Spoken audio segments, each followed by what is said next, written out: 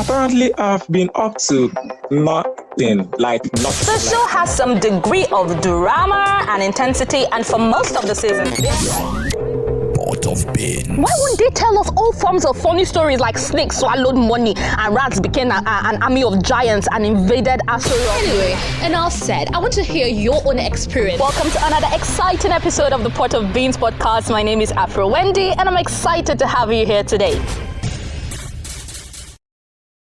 Hello, everyone. Welcome to another exciting episode of the Pot of Beans podcast. My name is Afro Wendy, and I'm really excited to have you today. On today's episode, we have a very special guest by name Stanley Oyiga, or Oyiga Stanley, which has a more resounding effect. And we are going to discuss the EndSARS protests happening right now in Nigeria, all across Nigeria. Stanley, you're welcome. Oh, thank you, Wendy. Okay, so how have you been? How is your day going so far? It's going fine. It's weekend. It's a protest. We're doing our weekend chores and getting ready to go out to demonstrate. Okay, you're going out to protest today again. Wow. Yeah. Okay, you've been on the protest ground for how many days now? Yeah, this is the sixth day. Okay, so you've been going there every day for 6 days. Yeah. That's impressive. Yeah. So what motivated you to join the protest? Yeah, well, it's quite easy when you're seeing other youths that are ready to fight for the soul of Nigeria with so much resilience. So it's quite easy. And yeah, that's actually the basic motivation, seeing others do it. Okay, right. So what is the dominant emotion on the protest ground? Is it anger? Is it passion? Yeah, I would say some days ago, I would say purely anger. But right now, I think there's a sense of joy and passion that youths are getting from this. During protests, you see them tidying up streets. You see them feeding police officers. You see them hailing these guys that they are protesting for and against at the same time. And they're so proud of the country, Nigeria. Last night, there was even like a mass chorus of national anthem. And I tell you, that has never sounded better. It's never been good to sing national anthem with such climb. And it's just so amazing. It's really amazing what is happening right now. Yeah. Yesterday, there was a candlelight, procession all across the country, and it was so beautiful to see. Yeah. So have you ever been harassed by SARS before? Yeah, a couple of times, though my story don't measure up to what I've heard from others. But yes, I've been harassed a couple of times. A certain event actually too, when I was still in school. Yeah. Okay, do you want to narrate that incident? Yeah, gladly. So Okay. So I was in a friend's place. I and my friends were in a friend's place. We were playing video games because exams had ended and we're just trying to chill out. So in the middle of the night, around 2 a.m., started hearing bangs on the gate and started hearing shouts. It was like there was a riot, or we actually thought that it was an armed robbery, not knowing that it was actually security agents, the SARS team that were there to, I don't know, whatever they were there for. So they came in, they brought down our door, they actually pulled it off the walls, and then they forced everybody in that compound outside to sit on the ground in a circle.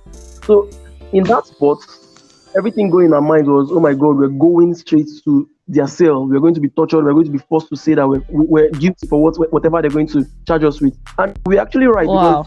They started, I don't even know how the method they were using to select notes. So they were checking thumbs and looking for scars. And in that process, for whatever reason, they picked a lecturer, picked another student that everybody knows to be responsible and a very noble person. And they tortured this guy, broke his bones. He could not walk for months. So I don't know if we're in a system where those that protect us are doing this, doesn't work. And it was very horrendous. I can say I had not recovered from that. It was very scary because my hair was a little bit bushy, and I was thinking, they could just profile me and say he has the hair of a criminal. So it was so traumatic. And it's funny that my story doesn't even measure up to those of my friends, those that have been killed, that I know, of parents that have to watch their child buried, and they're crying that these children were not killed in battles and wars. They were killed by a unit of the police system in Nigeria. It's crazy. Yeah, that's appalling, actually. Like, wow. They just raided you guys' apartment and just like that. Yes. No, oh my God. Scars are not evidence. Scars are not evidence, and that's not a reason to torture anybody. Right. That's really appalling. Yeah, and I understand why you are now so passionate about, protesting, why you've been there 6 days straight. And to also think that other countries, or others have it worse than you. I don't know. I think that's actually enough reason to want to go out and protest. Yes, it is. Oh, wow. Okay. So right now, a lot of people don't really know why people are going out to protest, right? They think, okay, we are saying end SARS, and SARS has already ended. According to them, they'll say, oh, okay, the government has already disbanded SARS. So why are people still out there protesting? So can you help us understand why up till now, people are out there protesting, even though the government has said we have disbanded SARS? Why are people still out there? Yeah, okay. I would say for a couple of reasons. And one of them is we know our government. We know how deceitful they can be. I mean, they ended SARS, and a couple of days later, the IGP or whatever, Adamu, whatever his name is, came out and announced that they're creating a SWAT team. Like, where does that come from? That just shows that he's undermining what the protesters want, and he's just trying to massage their needs and just get them off the streets. And that's wrong, because Nigerians knew that SWAT team is not a real change. It's not real change. It's not what we want. It's not the change that we want. And guess what? We are right, because we did some research and we found that the SWAT team had been in existence, created by the same man in the year 2017. So these are things that we look at and we know that these guys are not taking us serious yet. Some other reasons that we were still protesting is this. Even during this timeline of protest, this timeline of insurgency, youth coming out to speak up against police brutality, police are still harassing protesters. They're still shooting, still killing, still wounding people. It's not reducing. It is not reducing. We had a governor that came out and said that protests are banned in a particular. That alone is a reason for people to protest. So people actually came out the day after he said that to protest against him banning protests. So there's still a lot of reasons. There's still a lot of reasons to come out and still protest, because I see the government, personally, I see them as people that are trying to manage the situation, are trying to take the youth off the streets and not really solve the problem. Yes. And with your point there, I think that was it. When they were making the demands or reading out the demands of the youth to the president, he laughed. Like, he legit laughed. The guy, he's not serious, and he doesn't know we're here for the long haul. It's not and we know what we want. There's a 5-for-5 demand, and until we start to see the changes, we don't want to hear the government has heard, the government will do, the government. It is not what we want. And you can see that our actions are actually bringing up changes that we never thought are real. ASU strike had just ended. Yes. Because they're trying to take the youth off the streets. They're not really trying to meet the demands. They're just trying to, pacify these people. That's not what we're asking for. Yeah. These things are happening right now. We want to see real change. So if they're going to try and take us off the streets, if they're going to try and pacify the youth, they do that by actually meeting their demands and not by playing politics and looking for rat holes to creep out of. Oh, yeah, I agree with you. They're actually just trying to manage the situation, opening NYC camps and all, thinking that, okay, that will actually get people out of the streets, and they are not even trying to solve the main problem. They're just making promises, paper promises and all. That's all it is. And we understand that. That is why we're still protesting. We know. Yes. Okay, so a lot of people don't really know why this protest started in the first place, because at some point we were just, Big Brother Naija, we're concerned about them Erica and them Lakon and their relationships. We're just concerned about frivolities.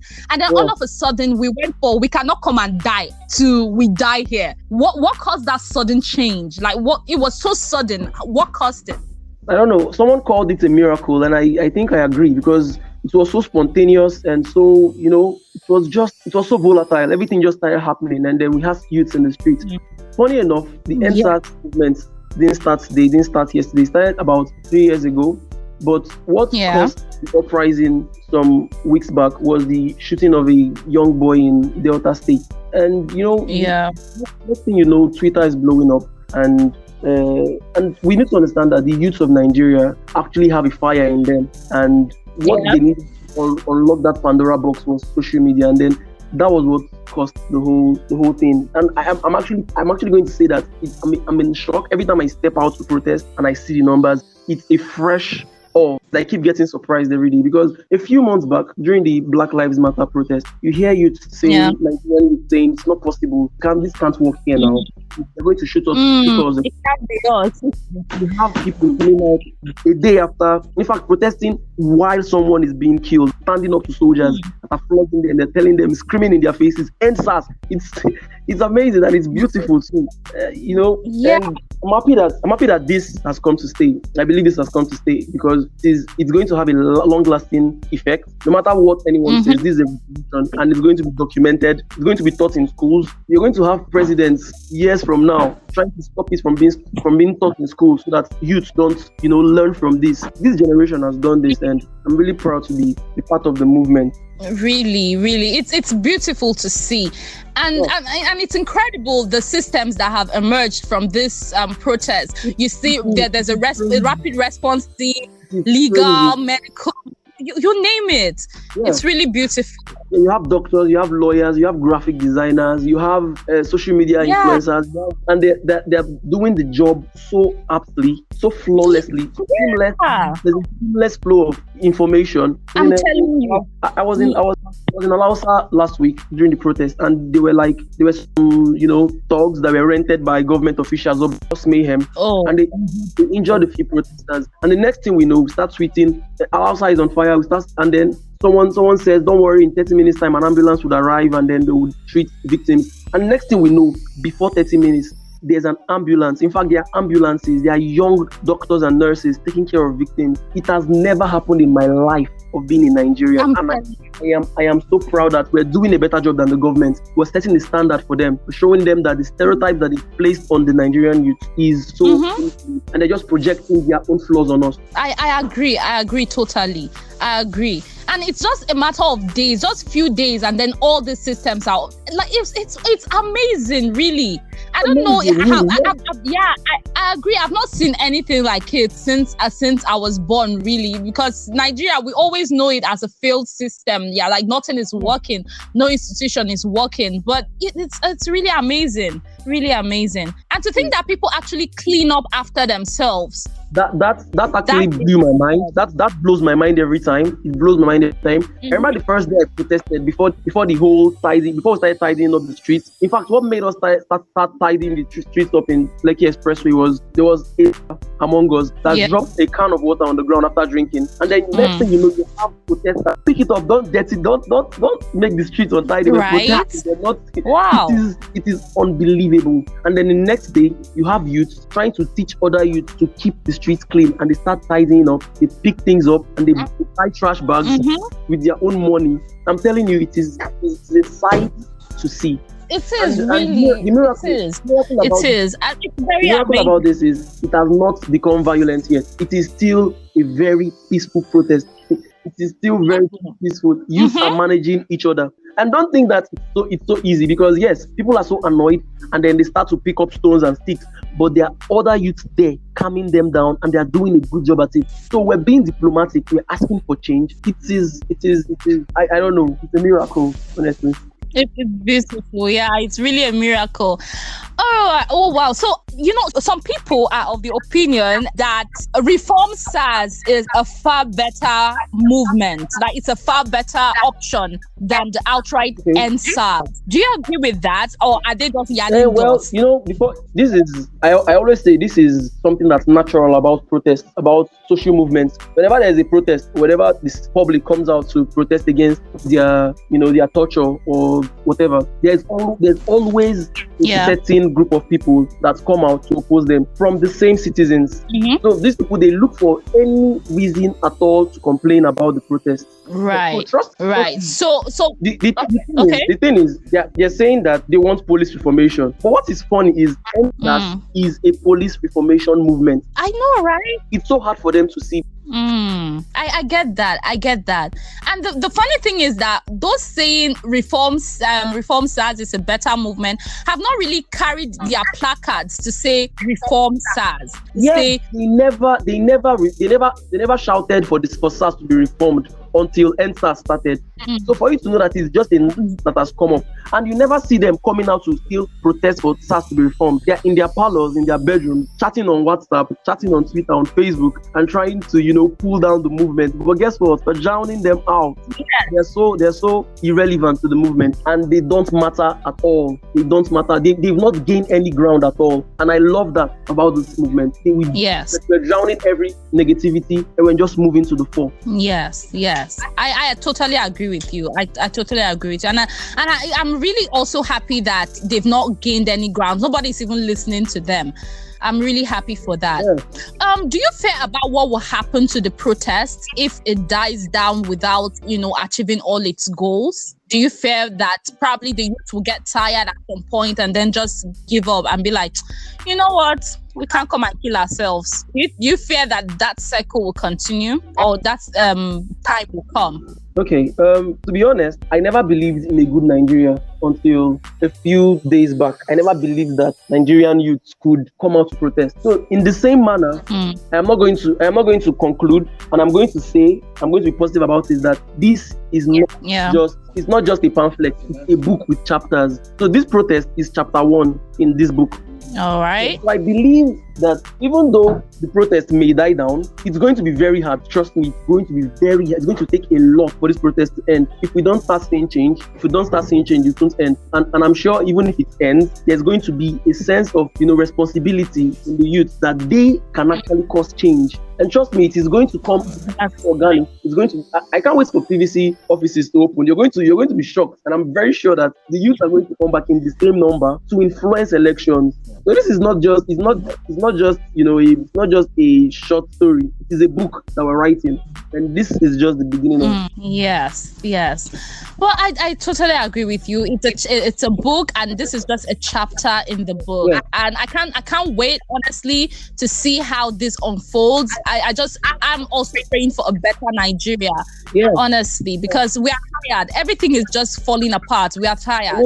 We can't not want to live in a country where everything works. Like, who doesn't want that? It's not okay that the Nigerian dream is to leave Nigeria. It's just not okay. It's not. The Nigerian dream is to leave Nigeria has been a very popular statement, but today we can see that things are changing. We now know what the Nigerian dream is, and the youths are coming out to fight for it, so that any Nigerian can be equal to other Nigerians, no matter the public offices they hold. You can see during protest ground, you see senators and public officers trying to address and calm everything down, but they shut them down. They don't take bribes. They don't take anything from them. The youths know what they want. It is unbelievable, and it's happening. It is happening. It's going to keep happening. Yes. I'm sure of that. And this is the Nigerian that youth can actually stand for themselves and command change and make it happen. Yes, I totally agree with you. This is just the beginning. This is a beautiful thing, and this is going to be the starting point of something positive for Nigeria. Stanley, really, I'm grateful that you could that you came on this show to actually shed light on this. I'm really, really grateful. Do you have any last words, maybe, to ginger us to join the protest? Maybe those that are not already on board. Do you have any words for them? Well, I don't know. I've spoken with a couple of youths that had their reservations about the protest, and I've converted them. I found that really the problem isn't about talking to them. The problem is them being comfortable with the system and just saying, if it happen, it happen. Passive attitude in youth. But trust me, what we have going on right now is very contagious. Whether you like it or not, our protest is influencing every single Nigerian, whether you're coming out to protest or not. And that's the beauty of it.